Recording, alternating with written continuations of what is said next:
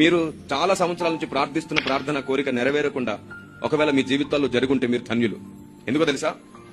ఎవరి జీవితంలో దేవుడు కార్యంలో ఆలస్యం అవుతుంటే మౌనంగా ఉంటాడు తెలుసా? ఆయన ఎవరిని ఎక్కువగా నమ్ముతాడో వారి జీవితంలో కార్యంలో ఆలస్యం అవుతాయి. ఏంటా నమ్మకం అంటే, దేవుడు కొందరి విషయాల్లో వాళ్ళు అడిగింది వెంటనే ఆ ప్రజెంట్ సిచ్యువేషన్ కావాల్సింది ఇవ్వాలనుకోడు. దేవుడు వాళ్ళని ఎంత నమ్ముతాడంటే, వీళ్ళైతేనే దీన్ని ఓర్చుకుని సహించి కూడా నన్ను ప్రేమించడమే కాదు, సాతాన్ని ఓడించడమే కాకుండా అందరినీ బలపరచగల శక్తి వీళ్ళకే ఉంది అని దేవుడు కొందరిని నమ్ముతాడు.